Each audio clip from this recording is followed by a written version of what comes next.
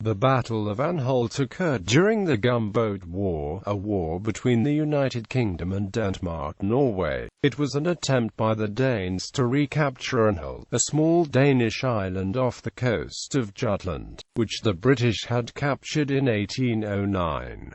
The Danish army had a larger fighting force than the British, but a lack of planning and supply failures led to a devastating defeat and many Danish casualties. The battle proved a decisive British victory, with the result that the British occupation of Anholt continued until the peace treaty in 1814. There is a monument commemorating the battle in Anholt village. Strategic background to the battle. Early in the Gunboat War, the Danes had closed the lighthouse at the easternmost point of Anholt. In January 1809, the bomb vessel Prosperite, which the British had stationed off Anholt to act as a lighthouse, struck Anholt Reef and sank. On the 18th of May 1809, the 74-gun third-rate HMS Standard, under Captain Askew Hollis, led in a squadron that also included the frigate Owen Glendower, Avenger, Ranger, Rose and Snipe.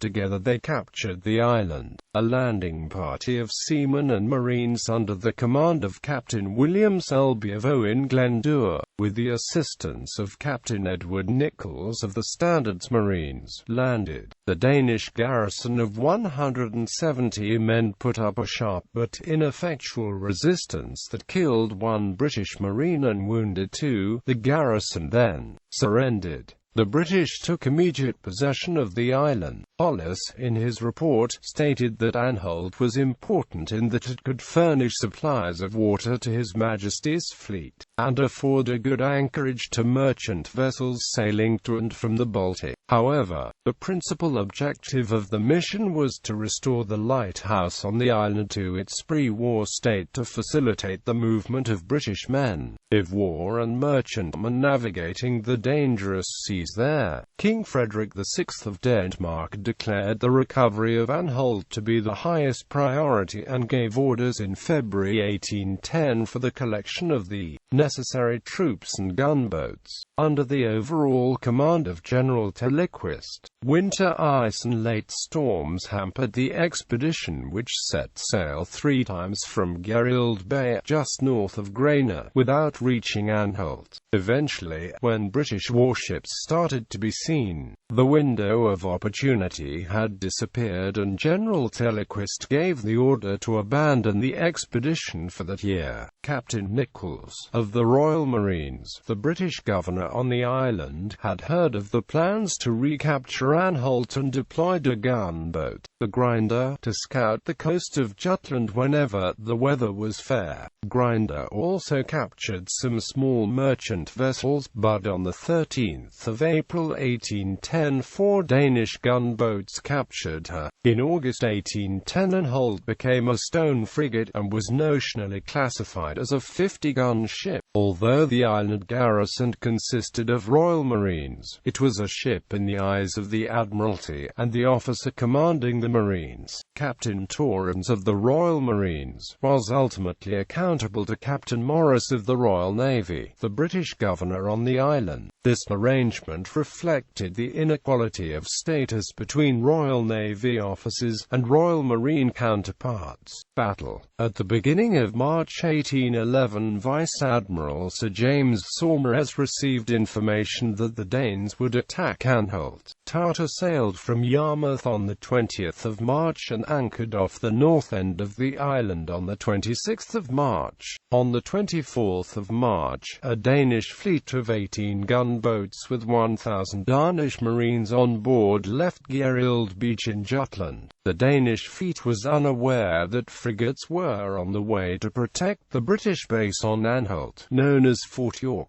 and had been reinforced with artillery.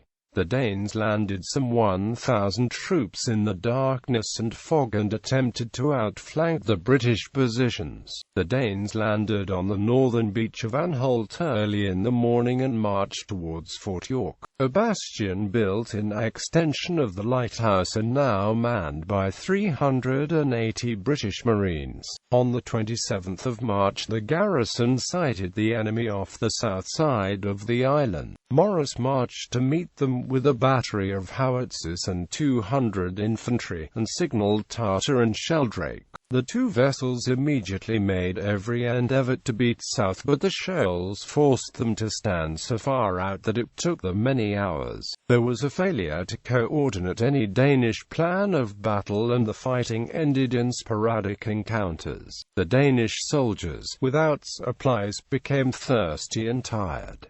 The batteries at Fort York and Masserenes stopped the assault. The Danes launched a final attack on Fort York at 10 in the evening, led by Major Melstead. With raised sword he led a charge by a small party of men towards the fort, but a British bullet ended his life and settled the battle. The Danish attempts to take Fort York failed due to a combination of poor planning, a lack of provisions and a failure to bring field artillery, much of this due to the current limitations on Danish shipping following British naval successes. Ultimately, this proved fatal. Gunfire from Tartar and Sheldrake forced the gunboats to move off westwards. The gunboats made their escape over the reefs while the ships had to beat round the outside. Tartar chased 3 gunboats towards Laso but found herself in shell water as night approached and gave up the chase. On the way back, Tartar captured 2 Danish transports that it had passed while chasing the gunboats. One of them had 22 soldiers on board, with a considerable quantity of ammunition, shells and the like, while the other contained provisions. Sheldrake managed to capture 2 gunboats. The Danes on the western side managed to embark on board 14 gunboats and make their escape. The battle cost the British only 2 killed and 30 wounded. The Danes lost the commander, 3 other officers, and 50 men killed. The British took, besides the wounded, 5 captains, 9 lieutenants, and 504 rank and file as prisoners, as well as 3 pieces of artillery, 500 muskets, and 6,000 rounds of ammunition. In addition, Sheldrake's 2 captured gunboats resulted in another 2 lieutenants of the Danish Navy, and 119 men falling prisoner. Captain Joseph Baker of Tartar proposed taking his Danish prisoners to Randers and exchanging them for the officers and crew of Pandora, which had wrecked in February. Consequences. As a result of the Battle for Anholt, the Royal Marines won many supporters among senior naval officers, which helped to further the cause for fairness in terms of service and officers' promotion. It was customary for senior officers to be presented with ceremonial swords to commemorate significant victories, as well as Captain Morris receiving a sword. Captain Torrens received 2 swords, one from his brother officers, and another from the non-commissioned officers and privates. This latter sword was purchased by the Royal Marines Museum on the 200th anniversary of the Battle of Anholt, and all 3 are on display at the Royal Marines Museum. In 1847, the Royal Navy authorized the issuance of the Naval General Service Medal with the bar Anholt the 27th of March 1811 to reward this action. 40 men claimed this bar, mainly Royal Marines. 200 years later, in March 2011, Danish and British naval authorities attended the inauguration on the island of a new memorial to those who lost their lives in the battle.